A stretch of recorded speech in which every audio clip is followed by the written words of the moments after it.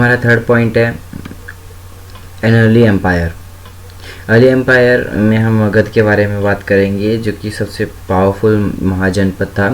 इस जब मगध पावर में आया तो इसकी वजह से मौर्यन एम्पायर भी इमर्ज हुआ इसकी वजह से। और मौर्यन एम्पायर को जो फाउंडर थे उनका नाम था चंद्रगुप्त मौर्य। इन्हीं के पोते जो ग्रैंडसन थे उनका नाम था अशोका, ग्रैंडसन अशोका। चंद्रगुप्त मौर्य ने अपने बॉर्डर एरियाज़ को अफ़गानिस्तान और बलूचिस्तान तक पहुंचाया था, मतलब एरिया वहां तक एक्सटेंड कर दिया था। और अशोका ने उड़ीसा, करंट डे उड़ीसा में कलिंगा को, पास्ट में उसका नाम कलिंगा था, उस जगह को कॉन्कर किया था। हम कौन कौन से सोर्सेज से मौर्यंस के बारे में जानते हैं? मौर्यंस के बारे में जानने वाले सोर्सेज का नाम है मेगास्थनीज, अकाउंट ऑफ मेगास्थनीज। मेगास्थनीज एक ग्रीक एम्बेसडर थे जो कि चंद्रगुप्त मौर्य के कोर्ट में आए थे। उनकी जो अकाउंट का नाम था इंडिका। अभी तक हमें इंडिका के कम्प्लीटली सारे नहीं मिले, क्यों मतलब सारे पेजेस इसलिए नहीं मिले, कुछ ही पेजेस मिले, या फिर इंडिका के बारे में जो बता रखा है अर्थशास्त्र में और अलग अलग जगह पे, उसी से हम ये सोर्स कलेक्ट करते हैं, इन्फॉर्मेशन कलेक्ट करते हैं। बाकी इंडिका अभी हमें वो इंडिका नहीं मिलती, इंडिका शायद ख़त्म हो चुकी है। जो इंडिका बुक है वो सिर्फ फ्रैगमेंट्स में बची हुई मिली है। और सेकंड थीम है अर्थशास्त्र, जो कि कौटिल्य, यानी कि कौटिल्य या फिर उनका जो दूसरा नाम है चाणक्य, उन्होंने लिखी थी। उसके थ्रू हमें मौर्यन एम्पायर की बारे में पता चलता है अर्थशास्त्र के थ्रू। एंड देन हाँ, जो कि चाणक्य वही थे जो मिनिस्टर थे चंद्रगुप्त मौर्य के लेटर। फिर उसके बाद में हम बुद्धिस्ट और पुरानिक लिटरेचर से मौर्यन एम्पायर के बारे में जानते हैं। बुद्धिस्ट, जैन और पुरानिक लिटरेचर से हम मौर्यन एम्पायर के बारे में जानते हैं। और भी इसके अलावा भी अलग अलग सोर्सेज है, जैसे कि इंस्क्रिप्शंस, अशोका के जो इंस्क्रिप्शंस थे उनसे भी हमें पता चलता है। एंड देन जैसे कि इंस्क्रिप्शन जो अशोका के थे वो जैसे कि रॉक्स पे थे, पिलर्स पे थे, और ये बहुत ज़्यादा वैल्यूएबल सोर्स ऑफ इंफॉर्मेशन है ये। और अशोका ही ऐसा फर्स्ट रूलर था जिन्होंने अपने सब्जेक्ट्स के लिए इंस्क्राइब कराना शुरू किया था मैसेजेस को, नेचुरल रॉक्स पे, सरफेसेस पे, पिलर्स पे, ठीक है। और अब हम बात करेंगे इसी के अंदर मतलब धम्मा के बारे में बात करेंगे। व्हाट इज़ धम्मा? अशोका ने मतलब इंस्क्रिप्शंस का यूज़ करते थे। अशोका द किंग, जो ग्रेट किंग थे, वो इंस्क्रिप्शंस का यूज़ करते थे अपने सब्जेक्ट्स को एड्रेस करने के लिए, सब्जेक्ट्स तक अपना मैसेज पहुंचाने के लिए, और धम्मा को प्रोक्लेम करने के लिए। धम्मा मतलब एक तरह का रूल हम कह सकते हैं, मैसेज कह सकते हैं सभी लोगों के लिए। उसमें ये लिखा होता था कि which included respect towards elders, और ब्राह्मण्स की तरफ जेनरसिटी होना, या फिर फॉर एंड दोज जो मतलब ब्राह्मण की तरह जो ज़िंदगी जीते, जो मतलब ब्राह्मण्स की तरह जो ज़िंदगी जीते, जो दुनियादारी में ज़्यादा घुलते मिलते नहीं हैं उनकी तरफ। और ट्रीटिंग स्लेव्स एंड सर्वेंट्स को अच्छे से ट्रीट करना, या फिर हर रिलीजन और हर ट्रेडिशन की रिस्पेक्ट करना। अकॉर्डिंग टू हिम, मतलब अशोका के अकॉर्डिंग, हर पीपल मतलब इस तरह के रूल्स, जो धम्मा के रूल्स हैं, इनकी वजह से वर्ल्ड में पीस बना रहेगा for the wellbeing of the people. और कुछ स्पेशल ऑफिसर्स उन्होंने इस चीज़ के लिए ट्रेन किए थे। उनको हम धम्मा महामतास कहते हैं, और ये अपॉइंटेड थे धम्मा के मैसेज को दूर दूर तक स्प्रेड करने के लिए। धम्मा महामतास इन्हें कहा जाता था। किस तरह से मतलब एडमिनिस्टर किया जाता था एम्पायर को, मौर्यन एम्पायर को? तो एडमिनिस्ट्रिंग द एम्पायर में मतलब मौर्यन एम्पायर की 5 मेजर पॉलिटिकल सेंटर्स थे। फर्स्ट तो उनकी कैपिटल पाटलिपुत्रा ही थी। देन उसके बाद जो प्रोविंशियल सेंटर्स थे जैसे तक्षशिला, उज्जैनी, तोशाली एंड स्वर्णगिरी, ये 5 मेजर पॉलिटिकल सेंटर्स थे। और जो एडमिनिस्ट्रेटिव कंट्रोल्स थे ये वाज स्ट्रॉन्गेस्ट हर जगह। ये मतलब प्रोविंशियल या फिर प्रोविंशियल सेंटर ले लो, या फिर कैपिटल के एरिया की तरफ ज़्यादा स्ट्रॉन्ग थे देन दूर दूर के इलाके। और जो तक्षशिला और उज्जैनी जैसे ये जो पॉइंट्स चुने गए थे, तक्षशिला और उज्जैनी जो मेजर पॉलिटिकल सेंटर्स थे दो, इन लोगों को बहुत सोच समझ कर चुना गया था, बहुत वाइजली चुना गया था, क्योंकि ये बहुत important long distance trade routes के ऊपर बसे थे। और इस तरह की मतलब ट्रेड रूट्स पे कंट्रोल करना किंगडम्स और किंग्स के लिए मतलब फॉर द एम्पायर बहुत ज़्यादा अच्छा होता था। और फिर देन होता था स्वर्णगिरी। स्वर्णगिरी जिसका लिटरल मीनिंग है गोल्डन माउंटेन, और इसका मतलब ये ज़्यादा इम्पोर्टेंट इसलिए रहा होगा क्योंकि इस एरिया में कर्नाटका की जो ये प्लेस है, मतलब ये जो सेंटर था ये कर्नाटका में था स्वर्णगिरी, और ये बहुत ज़्यादा इम्पोर्टेंट इसलिए रहा होगा क्योंकि कर्नाटका में जो गोल्ड माइंस है वो रिसोर्स फिर इनके कंट्रोल में रहा होगा, मौर्यन एम्पायर के कंट्रोल में। और कम्युनिकेशन लैंड और रिवराइन रूट से बहुत वाइटल था एम्पायर के लिए, इसीलिए बहुत ज़रूरी, मतलब लैंड और रिवराइन रूट्स को अपने कंट्रोल में रखना बहुत ज़रूरी था इन मौर्यन एम्पायर की सस्टेनेबिलिटी के लिए। और मेगास्थनीज ने मेंशन किया है, मेगास्थनीज जो चंद्रगुप्त मौर्य की जो कोर्ट में आए हुए थे ग्रीक एम्बेसडर, उन्होंने ये मेंशन किया है कि इनके पास 6 सब कमिटीज़ थी मिलिट्री एक्टिविटीज़ को मतलब कंट्रोल करने के लिए या फिर कोऑर्डिनेट करने के लिए मौर्यन एम्पायर में। 19th सेंचुरी में मौर्यन एम्पायर का जो मतलब इमरजेंस को है ना, मौर्यन एम्पायर को इमरजेंस को उसको इस तरह से पोर्ट्रे किया गया क्योंकि उस समय इंडिया कॉलोनियल रूल में था। उस समय India east India company British के कंट्रोल में था, ब्रिटिशर्स के कंट्रोल में था। और उस समय जब मौर्यन एम्पायर इमर्ज, जो मौर्यन एम्पायर की जो हिस्ट्री इमर्ज होकर बाहर आई, उसने ज़रूरी मतलब बहुत अच्छा काम किया लोगों को रिवॉल्ट करने के लिए या फिर लोगों को स्टैंड, अपना खुद का एक स्टैंड लेने के लिए, यूनाइट करने के लिए against British rule. Archaeological finds जो मौर्यन एम्पायर से जो एसोसिएट करते हैं उनमें से कुछ जैसे कि स्टोन है या स्टोन स्कल्पचर हो गए, ये बहुत ज़्यादा मतलब एक स्पेक्टेकुलर आर्ट माना जाता है एम्पायर का, एक considered as an example of the as an example of spectacular art typical of the empire, ऐसे कहा जाता था। नेशनलिस्ट लीडर थे जो 20th सेंचुरी के, वो अशोका को एक इंस्पायरिंग फिगर के रूप में दिखाने शुरू कर दिया था उन्होंने, क्योंकि वो एक पावरफुल और इंडस्ट्रियस एक हीरो की तरह खड़े हुए अशोका किंग। और उन्होंने ये बताया कि किस तरह से हमारी हिस्ट्री इतनी पावरफुल रही है और अब हम कॉलोनियल रूल में तो हमें स्टैंड लेना पड़ेगा खुद का। तो ये नेशनलिस्ट लीडर ने यहाँ पे इनका यूज़ किया था। अब हमारा पॉइंट है नोशन ऑफ किंगशिप वाला। ये तो मैप अच्छे से पढ़ लेना, इस मैप में बता रखा है कि कौन कौन सी जगह कहाँ पे इंस्क्रिप्शंस मिले हैं अशोका के, और how important was the empire, ये वाली बात भी अभी हमने पढ़ ली थी। यही वाली बात मतलब how important was the empire, क्यों आर्कियोलॉजिस्ट इस एम्पायर पे इतना फोकस कर रहे थे। ब्रिटिश एम्पायर के टाइम, ब्रिटिश के कंट्रोल के टाइम पे ऑफ कोर्स जब हमारे को कोई हीरो मिल जाएगा, हमको कोई हीरो मिलेगा, एक हीरो फिगर मिलेगी, तभी हम उसके पीछे खड़े होकर फाइट कर सकते हैं। अशोका एक इमेजिनेटिव फिगर बनाई गई उस समय, मतलब अशोका को as a imaginative figure accept किया गया, और फिर उसके बाद लोगों ने रिवॉल्ट करना शुरू कर दिया, अपना खुद का स्टैंड लेना शुरू कर दिया था। न्यू नोशन ऑफ किंगशिप के बारे में अभी हम पढ़ेंगे।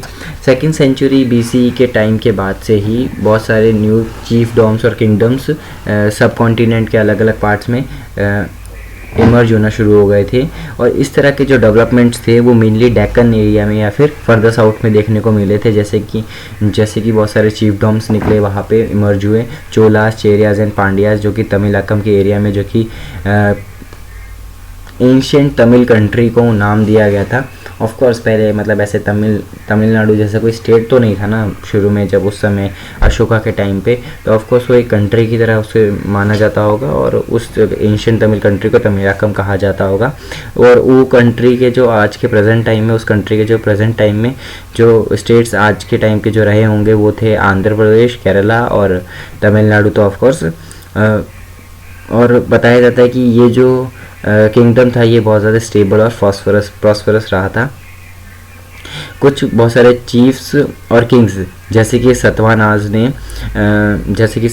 थे, उन्होंने वेस्टर्न एंड सेंट्रल इंडिया पे बहुत समय तक 2nd century BCE to 2nd century CE तक अपना कंट्रोल जमा के रखा हुआ था।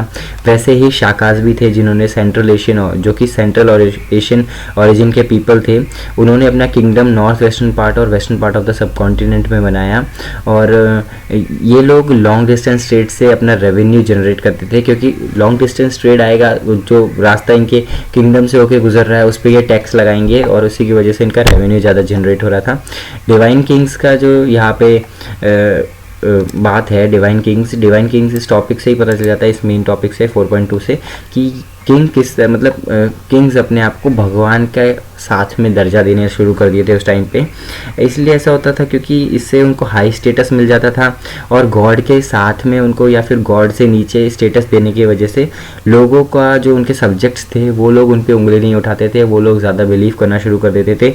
वैसे ही जैसे कुशवाना डायनेस्टी थी जो 1st century BC to 1st century CE तक उन्होंने रूल किया था, central Asia to north west India की तरफ जो एरिया था वो सब इन्हीं के कंट्रोल में था और उन्होंने इस स्ट्रेटजी को फॉलो किया और उन्होंने कई तरह के बहुत बड़े बड़े अपने मतलब टाइटल्स अडॉप्ट किए, जैसे कि देवपुत्र सन ऑफ गॉड, इन्होंने अपने ऊपर एक टाइटल लगाया कुशानाज ने, ताकि लोग इनको सच में गॉड का बच्चा माने, गॉड का सन माने। और इन्होंने अपने बड़े बड़े स्टैचूज़ बनवाए जिससे इनका ग्रैंडियर पता चलता है और जिससे इनका ये भी पता चलता है कि किस तरह से लोगों को अपने कंट्रोल में करना मतलब समझते थे कि किस तरह लोग गॉड के चक्कर में मतलब भगवान के चक्कर में इनके कंट्रोल में आ जाएंगे। 4th सेंचुरी ये मतलब बाय 4th सेंचुरी हमें ये एविडेंस मिलने लगे मतलब 4th सेंचुरी से कि 4th सेंचुरी के टाइम पीरियड के कि बहुत सारे जो लार्जेस्ट स्टेट्स थे जैसे कि गुप्ता एम्पायर का या फिर ये जो जैसे कि Gupta empire including Gupta empire, ये लोग समंतास पे डिपेंड होते थे। समंतास यानी कि वो लोग जो कि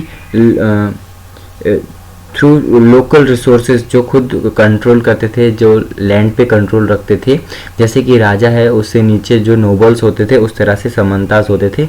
इन लोगों का लोकल रिसोर्सेज पे ज़्यादा कंट्रोल था और ये लोग राजा को सपोर्ट करते थे रिसोर्स गेन करने में इन चीज़ों के लिए।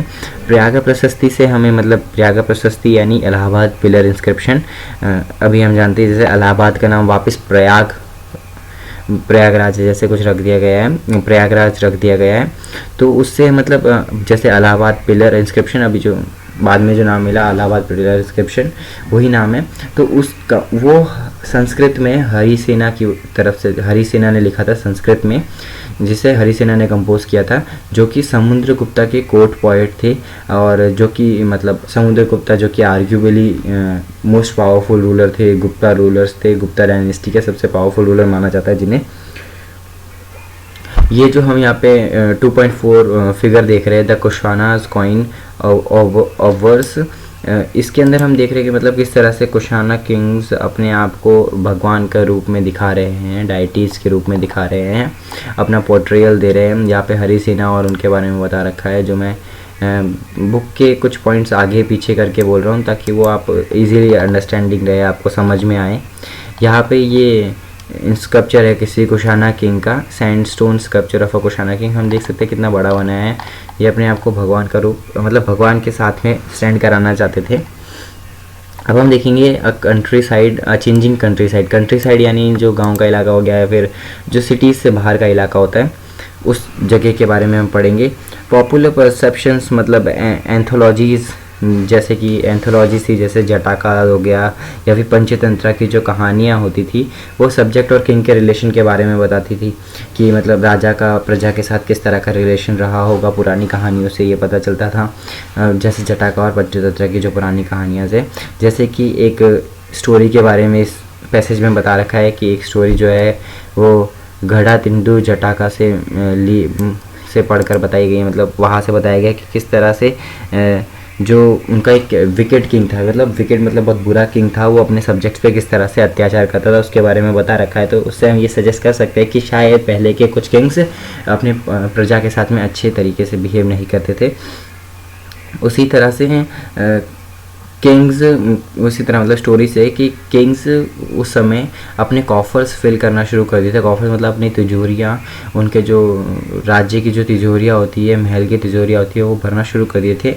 लोगों पर हाई टैक्स लगाकर पीजेंट्स इस चीज़ को बहुत ऑप्रेसिव, मतलब पीजेंट्स के ऊपर बहुत ज़्यादा प्रेशर था उस समय, और कई तरह की स्ट्रेटजीज़ भी अडॉप्ट की गई थी ताकि मतलब लोगों की तरफ से स्ट्रेटजीज अडॉप्ट की गई थी कि किस तरह से हम प्रोडक्शन बढ़ाएं ताकि हम टैक्स जो हाई टैक्स हमसे मांगा जाता है हम उसको कोप अप कर सके, किसी तरह हम उस टैक्स को पे कर सकें। For example plug culture, agriculture से लोग मतलब नॉर्मल जो डिगिंग करते थे पहले एग्रीकल्चर के टाइम पे, वो बाद में प्लग एग्रीकल्चर में चेंज हो गया।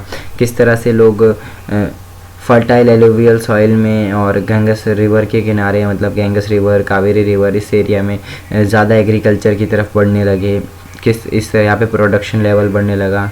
और पैडी यानी जो चावल होता है, राइस होता है, उसका भी प्रोडक्शन लेवल एकदम से हाई हो गया, इंक्रीज़ हो गया, क्योंकि ट्रांसप्लांटेशन का उस समय इंट्रोडक्शन हुआ था। ट्रांसप्लांटेशन का एक जगह पे लगाने के बाद में फिर उसे अलग अलग जगह लगाने की वजह से राइस बहुत ज़्यादा उगने लग गया था, ज़्यादा प्रोडक्शन होने लग गया था। एक अलग अलग स्ट्रेटजी और अडॉप्ट की गई थी लोगों की तरफ से, वो थी टू इंक्रीज, मतलब एग्रीकल्चरल प्रोडक्शन को बढ़ाने के लिए वो थी इरिगेशन का यूज़ करना थ्रू वेल्स या फिर टैंक्स, और मीन थोड़ा बहुत कभी कभी कैनाल्स की तरह मदद से अपनी लैंड को, अपने फार्म को, अपने खेत को इरिगेट करना। इंक्रीज प्रोडक्शन का जो बेनिफिट्स थे वो ये हुए कि पीपल के बीच, लोगों के बीच में डिफरेंस आना शुरू हो गया था अमंग्स, मतलब जो पीपल इंगेज होते थे फार्मिंग एग्रीकल्चर से, वो उन लोगों के बीच में डिफरेंस आना शुरू हो गया, क्योंकि ये जो प्रोडक्शन से जो बेनिफिट्स हो रहे थे वो सब लोगों को इक्वली नहीं मिल रहे थे। और इसी तरह से एक स्टोरी है जो मतलब ये रेफ़र करती है गहपति की तरफ, बुद्धिस्ट ट्रेडिशन में ये स्टोरी है, वो ये रेफ़र करती है कि किस तरह से मतलब गहपति मतलब किस तरह की सोसाइटी रही होगी और किस तरह से सोशल लाइफ रही होगी। पाली टेक्स्ट में भी इस वर्ड का यूज़ किया गया है गहपति, और जो कि ये बताया जाता है कि शायद इसे सेकेंड या थर्ड कैटेगरी को डेजिग्नेट किया जाता होगा। तमिल लिटरेचर भी लैंड ओनर्स जो होते थे उनको वेलालर कह के बुलाया जाता था, वेलालर या फिर प्लग्समैन, मतलब वेलालर कहा जाता था, और उससे नीचे प्लगमैन होते थे, उजावर होते थे, यानी कि और उजावर बोलते हैं प्लग्समैन को, एंड स्लेव्स होते थे जिनको तमिल लैंग्वेज में अदीमाई बोलते थे। इस तरह के जो मतलब डिफरेंट क्वेश्चंस जो अराइज होते थे कि किसका कंट्रोल रहेगा लैंड पे, वो मतलब ऑब्वियसली एक क्रूशियल क्वेश्चन है कि किसका लैंड पे कंट्रोल रहा होगा। तो उसके बारे में हमें लीगल टेक्स्ट से पता चलता है किस तरह के लीगल टेक्स्ट रहे थे, और उनसे हमें ये पता चलता है कि किस तरह लोगों का कंट्रोल रहा होगा लैंड के ऊपर। अर्ली सेंचुरीज़ में जब कॉमन एरा की अर्ली सेंचुरीज़ में लैंड ग्रांट्स देना बहुत इम्पॉर्टेंट हो गया था, और इसका इंस्क्रिप्शंस में रिकॉर्ड भी मिलता है कि लैंड ग्रांट्स दिए जाते थे। जैसे कि Sanskrit, according to legal Sanskrit text जो थे, वुमेंस को लैंड ग्रांट देना अलाउड नहीं था। वुमेन्स इंडिपेंडेंट नहीं थी किसी भी तरह का लैंड रिसोर्स को ग्रांट देने में। और इस तरह से मतलब लैंड ग्रांट किस तरह से हमें इंसाइट प्रोवाइड करता है कि किस तरह की रिलेशनशिप रही होगी कल्टीवेटर्स और राजा के बीच में, पीजेंट्री और राजा के बीच में या स्टेट के बीच में। वेलालर, उजावर एंड अदीमई, ये तमिल लैंग्वेज के वर्ड्स हैं। और लैंड ग्रांट्स के बारे में अब यहाँ पे मैंने एक बात बोली कि संस्कृत टेक्स्ट में womens were not allowed to independently provide land grants to others, but यहाँ पे एक बात ऐसी भी है कि मतलब कई एग्जांपल्स ऐसे हैं कि वुमेन्स भी लैंड ग्रांट प्रोवाइड कराती थी।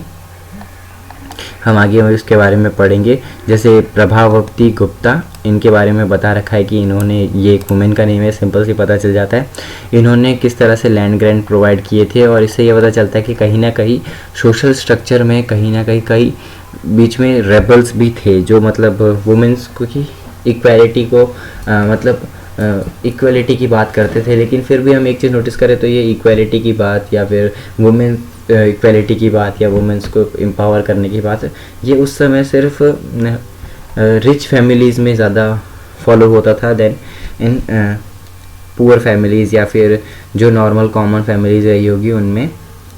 अब हम पढ़ेंगे टाउन्स एंड ट्रेड के बारे में कि किस तरह के टाउन्स थे और मतलब टाउन्स में किस तरह से ट्रेड होता था। या फिर अर्बन पॉपुलेशन और एलिट एंड क्राफ्टमैन के बीच में क्या क्या डिफरेंसेस थे, ये अब हम पढ़ेंगे। तो मेजर टाउन्स थे वो मेनली कम्युनिकेशन रूट्स के, मतलब जो ट्रेड रूट्स है या फिर कम्युनिकेशन रूट्स पे लोकेटेड थे, क्योंकि उसी वजह से वो एक दूसरे से कनेक्ट रहेंगे, है ना। वैसे ही जैसे कि पाटलिपुत्रा हो गया जो कि रिवराइन रूट से कम्प्लीटली कनेक्टेड था, और कई कोस्ट के किनारे थे जहाँ से सी रूट स्टार्ट होता है।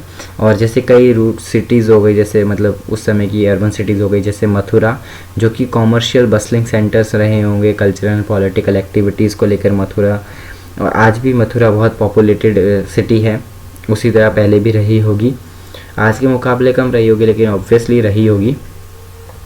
और बहुत सारे वाइड रेंज ऑफ आर्टिफैक्ट जो कि एक्सकेवेशन के टाइम पे अलग अलग एरिया से रिकवर किए गए हैं, वो इंक्लूड करते हैं जैसे कि पोट्री बॉल्स हो गए, डिशेस हो गई, या फिर डिशेस हो गई जो कि ग्लॉसी फिनिश है, आज भी उन पर ग्लॉसी फिनिश देखने को मिलती है, इवन दो वो कई समय से उन्हें ज़मीन में गड़े होने के बाद भी।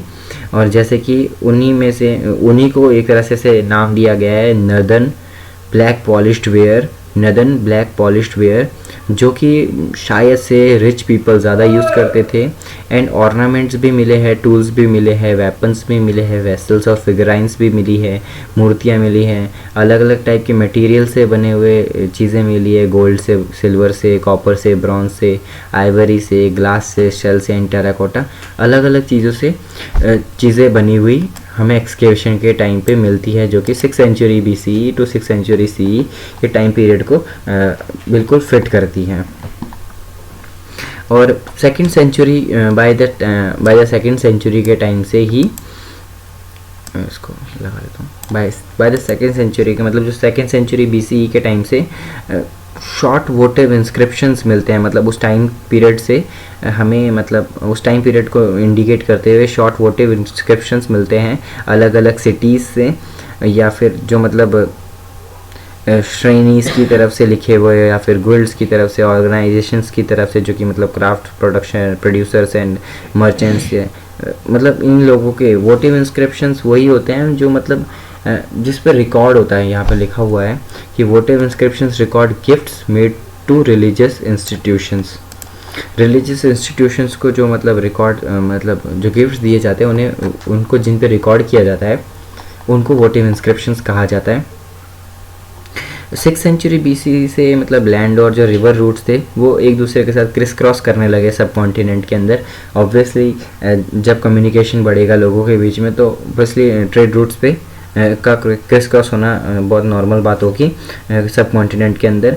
एंड इसी की वजह से अलग अलग डायरेक्शन में ट्रेड रूट्स और भी बढ़ने लगे, अलग अलग डायरेक्शन एक दूसरे से जुड़ने लगे, अलग अलग एरियाज एक दूसरे से जुड़ने लगे।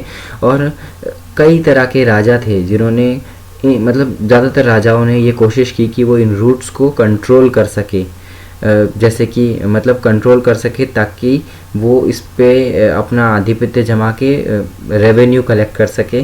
और ज़्यादातर वो लोग इसकी एक प्राइस देते थे, प्रोटेक्शन प्राइस देकर इस एरिया को अपने कंट्रोल में रखना चाहते थे, क्योंकि इस वजह से वो लोग दूसरे अलग अलग रूलर से, अलग अलग एम्पायर से कनेक्टेड भी थे, और रिचेस भी उनके पास, उनके कॉफर्स भी फिल हो रहे थे। और हम देखते कि यहाँ पे जो लोग इन रूट से आना जाना करते थे वो बेसिकली या तो पैदल जाते थे, जैसे कि नॉर्मल जो प्रॉब्ली जो पैदल जाते थे वो तो पैदल जाते थे। मर्चेंट्स जो हुआ करते थे, जो रिच मर्चेंट्स हुआ करते थे, वो लोग ज़्यादातर कैरावेंस या फिर बुलक कार्ट या फिर अलग अलग पैक ऑफ एनिमल्स लेके घूमते थे, अलग अलग एनिमल्स के ऊपर बैठकर या फिर कार्ट का यूज़ करके जाते थे, ट्रैवल किया करते थे। ये उनका ट्रांसपोर्टेशन, मीन ऑफ ट्रांसपोर्टेशन था। अलग अलग स्पाइसेस जो ट्रांसपोर्ट होती थी इधर से उधर, इंपोर्ट एक्सपोर्ट होती थी, जैसे कि पेपर हो गया जिसकी बहुत ज़्यादा हाई डिमांड थी रोमन एम्पायर में, और वैसे ही टेक्सटाइल और मेडिसिनल प्लांट्स की भी रोमन एम्पायर में बहुत ज़्यादा हाई डिमांड थी। तो ये यहाँ से इंडिया से एक्सपोर्ट होती थी रोमन एम्पायर के लिए, और ये ट्रांसपोर्ट होती थी अरेबियन सी से डायरेक्ट मेडिटेरेनियन सी होकर ट्रांसपोर्ट होती थी। अब इनकी वजह से क्या हुआ कि एक्सचेंजेस को फैसिलिटेट करने के लिए कॉइनेज का इंट्रोडक्शन हुआ था। पंचमार्क कॉइन्स आए थे जो कि सिल्वर और कॉपर से बने होते थे 6th सेंचुरी BCE ऑनवर्ड, और ये शुरू के वो कॉइन्स थे जो पंच मार्क कॉइन्स, जो शुरू में मिंट किए गए थे और यूज़ किए गए थे, मतलब शुरू में इन्हीं कॉइन्स को बनाकर यूज़ किया गया था। और पंच मार्क कॉइन्स के ऊपर रूलर्स अपना खुद का स्पेसिफिक रूलिंग डायनेस्टीज़ का मार्क लगाते थे, ताकि पता चले कि ये कॉइन किस एम्पायर का है या फिर किस रूलिंग डायनेस्टी से बिलोंग करता है। और जो फर्स्ट कॉइन्स हुआ करते थे वो उन पे नेम लिखे होते थे या फिर इमेज बनी होती थी, और उन्हें इशू करने वाले इंडो ग्रीक रूलर्स हुआ करते थे, जो कि सब कॉन्टिनेंट में अपना नॉर्थ वेस्टर्न पार्ट में अपना कंट्रोल जमा चुके थे, जिन्होंने अपना कंट्रोल स्टैब्लिश कर लिया था। 2nd सेंचुरी BCE ऑनवर्ड्स उन्होंने अपना कंट्रोल स्टैब्लिश कर रखा था। जो फर्स्ट गोल्ड कॉइन्स थे वो ऑब्वियसली 1st सेंचुरी BCE से हमें पता चलता है कुशानास ने इशू किए थे। और इनके जो वाइड स्प्रेड जो यूज़ हुआ था, मतलब अब हम देख रहे हैं कि जो सोने के कॉइन्स जब इशू हो रहे हैं, वाइड स्प्रेड यूज़ हो रहा है, तो ये बता सकता है कि किस तरह से, किस लेवल पे उस समय ट्रांजैक्शन हुआ करता था। वैल्यू ऑफ गुड्स क्या वैल्यू ऑफ गुड्स रही होगी, तब जाके वो लोग सोने के सिक्कों से एक दूसरे के साथ ट्रांजैक्शन करते थे। कुछ स्पेक्टेकुलर गोल्ड कॉइन्स जो मिले हैं वो मेनली गुप्ता एम्पायर्स के मिले हैं, मतलब बहुत अच्छे दिखने वाले या फिर गोल्ड की क्वांटिटी जिनमें ज़्यादा है 6th सेंचुरी ऑनवर्ड। और गोल्ड कॉइन्स उस टाइम से मिलते हैं, मतलब 6th सेंचुरी ऑनवर्ड से गोल्ड कॉइन्स देखने को मिलते हैं, मतलब उस टाइम के टाइम पीरियड उससे वो मैच करता है। कई कॉइन्स ट्राइबल रिपब्लिक्स ने खुद के मतलब इशू किए, ताकि वो लोग भी ट्रांजैक्शन को स्टार्ट कर सके दूसरे लोगों के साथ। जो ट्राइबल रिपब्लिक्स थी, जो कि पंजाब के ट्राइबल रिपब्लिक्स थे, वो थे योद्धाज ऑफ पंजाब एंड हरियाणा। जो योद्धाज नाम है पंजाब और हरियाणा के 1st सेंचुरी BCE के टाइम पीरियड में। होर्ड्स ऑफ रोमन कॉइन्स जो कि आज भी हमें आर्कियोलॉजिकल साइट्स से मिलते हैं। आर्कियोलॉजिकल साइट जैसे साउथ इंडिया से जो भी साउथ इंडिया की आर्कियोलॉजिकल साइट से हमें रोमन कॉइन्स के हॉर्ड्स मिलते हैं।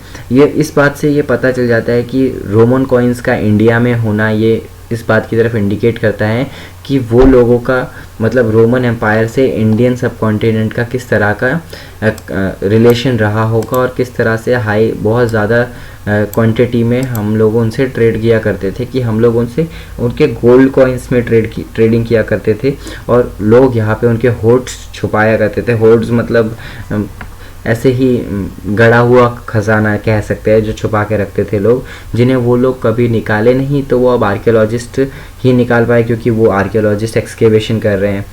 और ये लोग ये भी इंडिकेट करते हैं कि साउथ इंडिया उस समय ऑब्वियसली रोमन एम्पायर के कंट्रोल में तो था नहीं, तो यही बात इंडिकेट होती है कि शायद उस समय से हमारा रोमन एम्पायर के साथ कनेक्शन बहुत स्ट्रॉन्ग रहा होगा। अब हमारा लास्ट एंड फाइनल टॉपिक है कि किस तरह से इंस्क्रिप्शंस को डेसिफर किया गया था। हाउ आर इंस्क्रिप्शंस डेसिफर्ड, ये बैक टू बेसिक्स की बात आ गई, किस तरह से ब्राह्मी को डेसिफर किया गया था। जो मोस्ट इंस्क्रिप्शंस थे वो मॉडर्न इंडियन लैंग्वेजेस में, मतलब मोस्ट स्क्रिप्ट्स जो थी वो ब्राह्मी से इवॉल्व हो गया, are derived from modern Indian languages हैं। जो आज हम स्क्रिप्ट यूज़ करते हैं वो ब्राह्मी से इवॉल्व हुई है, जो कि अशोकन ब्राह्मी स्क्रिप्ट जो कि अशोकन इंस्क्रिप्शंस में मिलती हैं हमें। और मतलब इसको बहुत डेकेड्स का टाइम लगा, तब जाके कई एपिग्राफिस्ट मतलब जेम्स प्रिंसेप जैसे एपिग्राफिस्ट या फिर जेम्स प्रिंसेप ने अशोकन ब्राह्मी को डेसिफर किया 1838 में। इन ईयर 1838 ये मार्क कर लेना, ये ईयर याद रख लेना, अशोकन ब्राह्मी को जेम्स प्रिंसेप ने 1838 में डेसिफर किया था।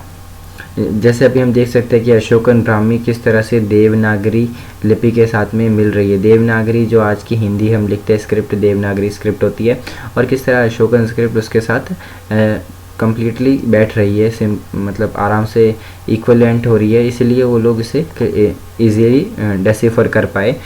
उसी तरह हम देखें इंडस वैली सिविलाइजेशन की लैंग्वेज है वो आज इसीलिए हम लोग डेसिफर नहीं कर पा रहे, क्योंकि उसमें अल्फ़ाबेट्स बहुत सारे हैं, हर एक स्पेसिफिक चीज़ के लिए अल्फ़ाबेट्स बहुत सारे हैं, इसलिए और अब हम देखेंगे कि किस तरह से खरोस्ती स्क्रिप्ट थी उसको पढ़ा गया था। खरोस्ती स्क्रिप्ट है जो कि इंस्क्रिप्शंस में मिली है नॉर्थ वेस्ट इंस्क्रिप्शन सब कॉन्टिनेंट के नॉर्थ वेस्ट पार्ट में, और ये स्क्रिप्ट हमें इंडो ग्रीक किंग्स के कॉइन्स पे भी देखने को मिलती है जिन्होंने नॉर्थ वेस्ट सब कॉन्टिनेंट पे कंट्रोल कर रखा था, जो उस एरिया पे रूल करते थे सेकेंड फर्स्ट सेंचुरी BCE के टाइम पीरियड में। और जो कॉइन्स थे उन पे राजाओं के नाम लिखे होते थे ग्रीक के अंदर, ग्रीक लैंग्वेज में as well as in Kharosthi script. European scholars इस लैंग्वेज को इसीलिए डेसिफर कर पाए क्योंकि ये पुराने लेटर्स के साथ कंपेयर किया पहले उन्होंने, उसके बाद वो इनसे पढ़ पाए। और फिर जब प्रिंसिप ने आइडेंटिफाई कर लिया, with Princip identifying the language of Kharosthi inscriptions as Prakrit, it became possible to read longer inscriptions as well. अब हम देखते कि किस तरह से मतलब एपिग्राफिस्ट एंड हिस्टोरियंस इंस्क्रिप्शंस को, हिस्टोरिकल एविडेंसेस फ्रॉम इंस्क्रिप्शंस, किस तरह से एपिग्राफिस्ट और हिस्टोरियंस एग्जामिन करते हैं इंस्क्रिप्शंस को, एंड मतलब किस तरह से वो फाइंडिंग्स को मैच करते हैं कि किस कंटेंट में वो चीज़ें मिली है, किस कंटेंट में, जैसे कि style, language and palaeography come to the, और किस तरह फिर वो उस कंक्लूजन पे आते हैं, फाइनली वो उनका कंक्लूजन क्रिएट करते हैं कि किस तरह से मतलब पहले एपिग्राफिस्ट पढ़ेंगे, हिस्टोरियंस पढ़ेंगे, एविडेंस क्रिएट करेंगे, एविडेंस कलेक्ट करेंगे, उसके बाद वो जाकर एक कंक्लूजन पे पहुँचते थे। हिस्टोरियंस हमेशा इस चीज़ पे फंसे रहते हैं क्योंकि हिस्टोरियंस किसी भी चीज़ को एग्जैक्ट ट्रुथ नहीं बोल सकते, वो किसी भी चीज़ को एग्जैजरेशन भी नहीं बोल सकते कम्प्लीटली, लेकिन वो किसी चीज़ को एग्जैजरेट करके बता रहे हैं ये पक्का बोल सकते हैं। तो हिस्टोरियंस को इन चीज़ों का बहुत ध्यान देना पड़ता है कि किस तरह के इंस्क्रिप्शंस लिखे थे। मतलब अब पुराने समय में कोई इंस्क्रिप्शन लिखा हुआ है तो हम उसको 100% ट्रूथ मतलब नहीं मान सकते ना, क्योंकि वो अगर बायोलॉजिकल मीन देखे तो वो पॉसिबल नहीं है, लेकिन कई चीज़ों में मतलब थोड़ा बहुत वो पॉसिबल दिखता है। तो इस चीज़ से हिस्टोरियंस का ये मानना है कि कुछ इंस्क्रिप्शंस ट्रू भी थे, कुछ एक्सेप्टेबल थे और कुछ एग्जैजरेटेड थे, मतलब बहुत बड़ा चढ़ाकर बताया गया उनके अंदर राजा महाराजाओं के बारे में। किस तरह की लिमिटेशंस एपिग्राफिस्ट और हिस्टोरियंस को फेस करनी पड़ती है इंस्क्रिप्शनल एविडेंस के से इंफॉर्मेशन कलेक्ट करने के टाइम पर, वो यही है कि एक लिमिट होती है किसी चीज़ की। मतलब एपिग्राफी से हम कितना नॉलेज, कितने सोर्स, कितने डेटा कलेक्ट कर सकते हैं, उसकी एक लिमिट है, और वो सारी है टेक्निकल लिमिट्स। एपिग्राफी मतलब हम जानते ही है स्टडी ऑफ इंस्क्रिप्शंस, और इंस्क्रिप्शंस के अभी हमने पढ़ा था पहले वाली वीडियो में कि क्या क्या लिमिटेशंस हो सकती है, कि उनके लेटर्स मिसिंग हो सकते हैं, वो डैमेज्ड हो सकती है, एग्जैजरेटेड हो सकता है, कोई ट्रू बात ना लिखी हो कभी उसके ऊपर, राजा के बारे में, राजा को फ्रेज करने के लिए उसके मंत्री ने बस ऐसे ही लिख दिया, ऐसे ही अपनी मर्ज़ी की कुछ भी बात लिख दी हो। इसीलिए हिस्टोरियंस और एपिग्राफिस्ट इस बात को प्रूव मतलब हम कम्प्लीटली प्रूव नहीं कर सकते, ये इसका बहुत बड़ा लिमिटेशन रह गया है। और हम लोग इंस्क्रिप्शन से ये भी नहीं बता सकते ना कि मतलब वो एग्जैक्ट मीनिंग में क्या मतलब था उनका। आज के कंटेक्स्ट में कुछ बात लिखी हुई है तो आज हम पुरानी बातों को आज के टाइम पे हम एक्सपेक्ट नहीं कर सकते कि वो रही होगी इस तरह से कुछ, तो हम उसका एग्जैक्ट मीनिंग नहीं निकाल सकते। और ऐसे ही हमें थाउजेंड्स ऑफ इंस्क्रिप्शंस मिले हैं, बट सारे के सारे डेसिफर नहीं हुए हैं, या फिर पब्लिश नहीं हुए हैं, या फिर ट्रांसलेट नहीं हुए हैं। दो हमने स्क्रिप्ट को डेसिफर कर दिया, लेकिन ऐसे हज़ारों डॉक्यूमेंट्स, ऐसे हज़ारों इंस्क्रिप्शंस मिले हैं जिन्हें अब तक ट्रांसलेट नहीं किया गया है। एपिग्राफी अकेली ऐसी चीज़ नहीं है, मतलब ऐसा अकेला चीज़ नहीं है कि जिससे हम पूरी अंडरस्टैंडिंग के साथ में पॉलिटिकल और इकोनॉमिक हिस्ट्री को पढ़ सके। एपिग्राफी वो सिर्फ वो अकेली चीज़, मतलब यहाँ पे ये लिखा हुआ है कि there is another perhaps the most fundamental problem, कि हम सिर्फ एपिग्राफी को ही लेकर पॉलिटिकल और इकोनॉमिक लाइफ के बारे में नहीं जान सकते। और मतलब ऑब्वियसली ये बात रहेगी, हिस्टोरियंस हमेशा क्वेश्चन करते रहेंगे कि ओल्ड एंड न्यू एविडेंसेस क्या क्या रहे हैं उस समय के। हम पुरानी चीज़ों को, मतलब इंस्क्रिप्शंस के अंदर ज़्यादा से ज़्यादा राजा के बारे में बताया है, ठीक है। अब राजा के बारे में बताया है, उसके मंत्रियों के बारे में बताया, उसकी आर्मी के बारे में बताया, लेकिन ज़रूरी तो नहीं है ना कि इंस्क्रिप्शंस के अंदर हमेशा जो बात बताई गई है वो सच हो। और हमने ये भी चीज़ नोटिस की कि इंस्क्रिप्शंस के अंदर लोकल पीपल, कॉमन पीपल, प्रजा के बारे में कुछ नहीं बताया। तो सिर्फ राजा के बता देने से क्या हम उनकी पॉलिटिकल और इकोनॉमिक लाइफ को एक्सप्लेन कर सकते हैं? उनकी पॉलिटिकल और इकोनॉमिक लाइफ को हम पढ़ नहीं सकते, क्योंकि सिर्फ एक राजा के ऊपर या फिर उनके कुछ मंत्रियों के ऊपर स्टडी कर देने से हम ये नहीं बता सकते कि उस राजा या फिर उस किंगडम या फिर उस एम्पायर या फिर उस डायनेस्टी के अंदर क्या चल रहा होगा। यहीं पे हमारा चैप्टर ख़त्म हो जाता है। Thank you.